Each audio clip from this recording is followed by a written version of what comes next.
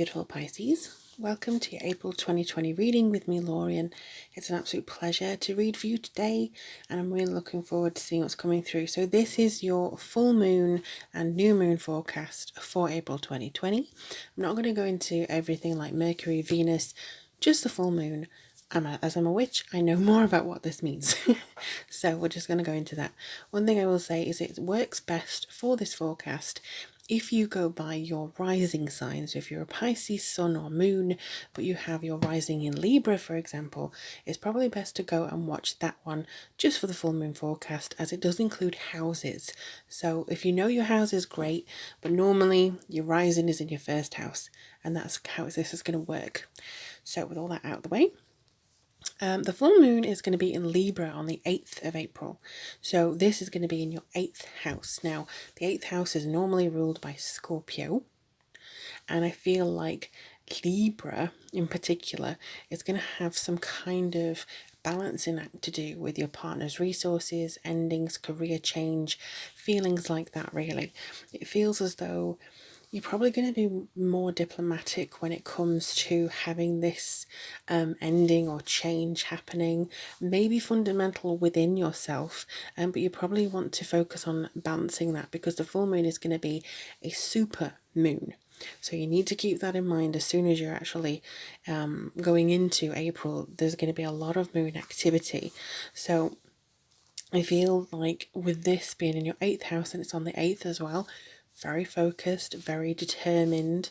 I feel a lot like it's going to be kind of emotional for you. I feel a lot of watery energy coming in, even though it's in the very air-centric sign for you. It does feel like it's going to be quite emotional. And I do believe that because, typically the 8th house ruled by Scorpio and Aries, and Mars, you could be feeling a little bit more like you just want to get out and say stuff, but it's kind of a little bit awkward for you to do that really. Again, you probably feeling a little bit like you don't know what to say or how to say it, but whatever it is you want to do it now, and that's going to be highlighted by the full moon. It's going to have this emotional connection for you. Moving on to the 24th of April or the 23rd, depending on where you are, we have the new moon in Taurus, which is in your 3rd house of communication. So the new moon shining brightly in Taurus is going to be quite a strong, solid, I would say, understanding time, because you come more to a grounded phase. You may feel a bit tumultuous around here. So here it feels much more grounded, much more solid beneath your feet. And this is going to be good for you to work with new beginnings. And the 3rd house, with its focus on competition, skills, short trips, communication, maybe selling some kind of things as well. You may get, want to buy something as well. It could be that your main focus towards the end of the month is how you speak to people, how you express your emotions as well. I do feel that within yourself here, you're probably going to start seeing a change.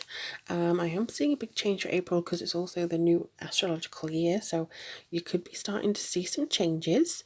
And I do feel that this new moon is going to start you on a path to treating yourself in some way, because Taurus is ruled by Venus. So I feel like you're probably going to want to start to make a promise to yourself and commit to that promise.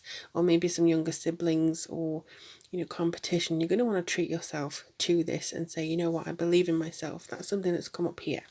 But without further ado, let's go into your tarot reading with your psychic guidance.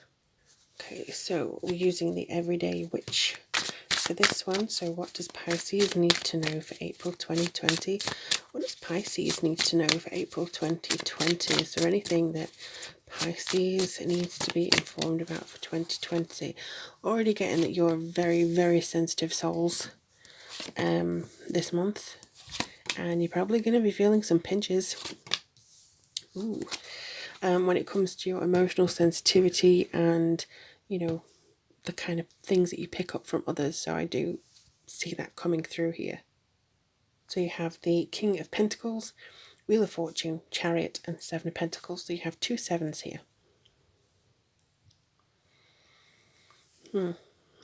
Okay, so grounding again, Taurus energy, very strong. I do think that you're probably going to feel stronger by the end of April. A lot of the signs are actually coming forward to that same vein, almost feeling stronger by the end of April.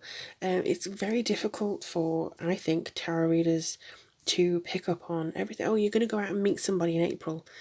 Judging from the current climate, I don't think that we're going to be able to say that with any confidence. So what this seems to be saying more to me is that your internal drive is going to be picking up. So, King of Pentacles, you're going to be very down to earth, very disciplined, maybe controlling how you're working, a little bit more routine, something that seems to be giving you more routine and structure. But the Wheel of Fortune, as you can see, you may be focused more on household matters this month, but I do feel as well with the Wheel of Fortune, it's a turning point of your personal vision. It's something that you're doing for yourself. You may decide, you know what, as happy as I am doing this, I also want to add, or I also want to explore this particular option, and that's where the Chariot comes in. So the Chariot is a very promising card as well. It feels like you will have a decision to make and there will be hard control for you to do this.